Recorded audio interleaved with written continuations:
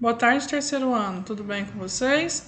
A nossa aula de hoje vai começar com a correção da página 48 da apostila de português, tá? E depois vamos dar continuação aqui também na nossa apostila, tá bom? Então nós vamos fazer atividade hoje só da apostila de português. Então vamos começar aqui com a leitura na página 46 para depois corrigir a página 48, que foi de tarefas de casa. Então, a Bela e a Fera. Era uma vez um jovem príncipe que vivia em seu lindo castelo. Apesar de toda a sua fortuna, ele era muito egoísta e solitário. Em uma noite chuvosa, recebeu a visita de uma senhora que lhe pediu abrigo por aquela noite. Mal-humorado, ele se recusou a ajudar a pobre senhora. Porém, o que ele não sabia é que aquela velhinha era uma bruxa disfarçada, que já ouvia histórias terríveis sobre o egoísmo daquele jovem príncipe e, indignada com sua atitude, ela lançou sobre ele um feitiço que o transformara em uma fera horrível. Por consequência do feitiço, todos os seus criados haviam se transformado em objetos. O encanto só poderia ser desfeito se ele recebesse um beijo de amor. Enquanto isso, numa vila distante dali, vivia um velho comerciante de sua filha Bela. Eles eram pobres, mas muito felizes. Bela adorava livros de histórias, vivia a contá-las para as crianças da vila. Seu pai, Maurício, era comerciante e viajava muito comprando e vendendo produtos diversos. Certa vez, voltando de uma longa viagem, Maurício foi pego de surpresa por uma tempestade bem forte. Então, ao passar em frente a um castelo que parecia abandonado, resolveu pedir acolhida. Bateu à porta, mas ninguém o atendeu. Como a porta do castelo estava entreaberta, resolveu entrar para se proteger da chuva. Acendeu a lareira e encontrou uma garrafa de vinho sobre ela. Após bebê-la, ele acabou adormecendo. No dia seguinte, um monstro furioso apareceu diante dele. Quis castigá-lo por invadir o seu castelo e assim o fez prisioneiro. A fera decretou ao velho comerciante que este morreria por ter invadido o castelo. Aterrorizado, o pobre homem suplicou: "Deixe que me despeça de minha filha."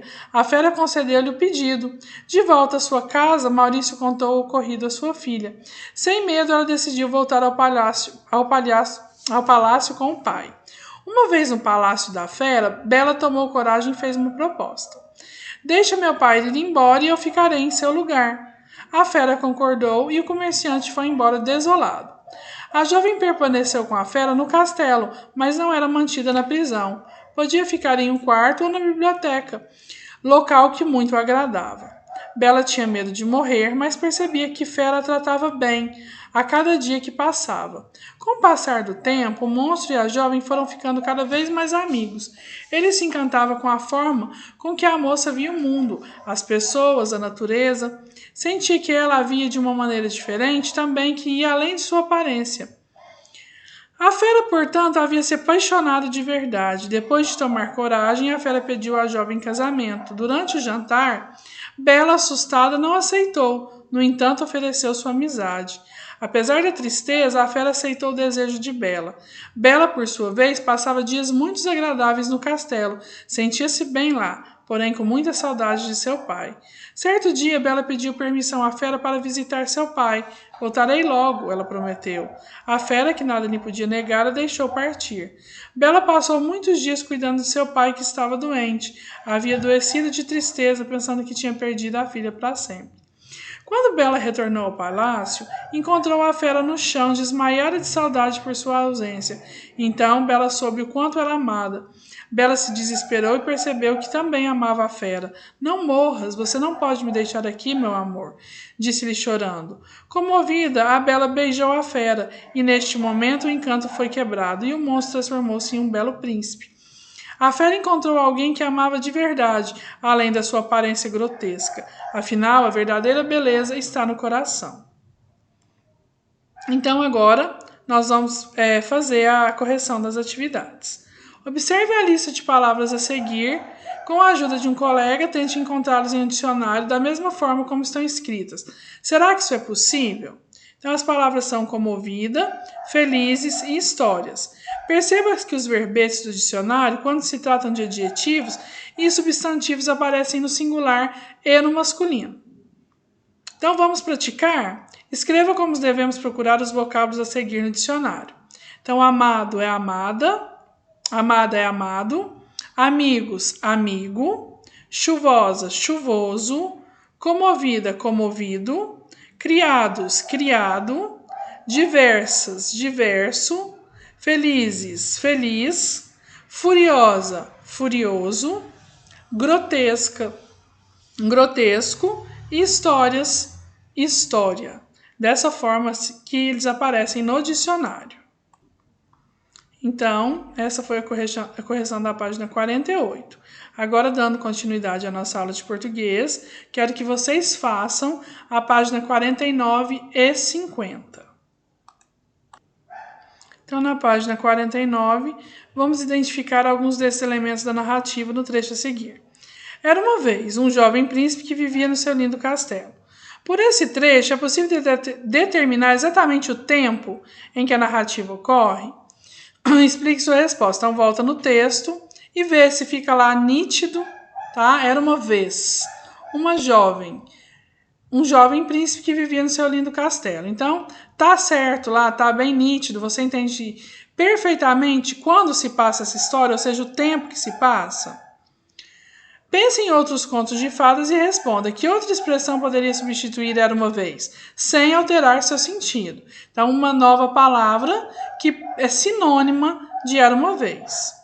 É possível determinar com exatidão em que cidade, estado ou país o lindo castelo do príncipe está localizado? Assim, podemos afirmar que em contos de fadas o tempo e o espaço são... Completar também. O narrador participa da história ou apenas conta o que aconteceu? Então, ele é um narrador personagem que faz parte da história ou ele é um narrador observador que só observa e conta a história? Escreva os personagens a seguir. São protagonistas, antagonistas ou secundários. Aqui está explicando. O protagonista é o personagem principal da história. É aquele que é o principal, que aparece com mais ênfase no texto. O antagonista, que é o personagem que se opõe ao protagonista. E o personagem secundário são os personagens importantes, mas com menor participação. Não é aquele personagem que toda hora está aparecendo na história. Esse é o protagonista. Então, Bela é quem? É a protagonista, antagonista ou secundária? Maurício, pai de Bela. Jovem príncipe, a fera. E os criados, que foram transformados em objetos? E a bruxa, disfarçada de velhinha? Então, vocês vão escrever aí quem são eles, né? E na página 50, vocês vão pôr a estrutura narrativa. Situação inicial, como que começa a história? Qual que é o ponto principal do começo da história? E o conflito, qual que é o problema dessa história? E o clímax? O clímax é a parte quando a história está melhor ali, aquela parte principal, a que está mais, a mais legal da história. E o desfecho? Aqui é o final da história. Como que termina essa história? Então, vocês vão completar aí a página 50 com essas passagens do texto. E depois, o jogo rápido, leia este trecho do conto. Aterrorizado, o pobre homem suplicou: deixe que me despeça de minha filha. A reprodução da fala pelo próprio personagem é chamada de discurso direto ou discurso indireto? Discurso direto e discurso indireto, a diferença simples é que o discurso direto é aquele discurso...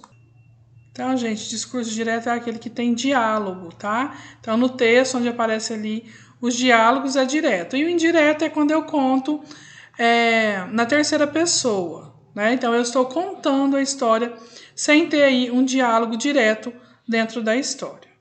Então, basta voltar lá no texto e ver se tem conversas, né, diálogo um com o outro, ou se não, se é só contado pelo narrador, que aí é o discurso indireto. Reproduza a fala do personagem como se ela fosse apresentada pelo narrador. O verbo destacado antes da fala do personagem é chamado de verbo de enunciação.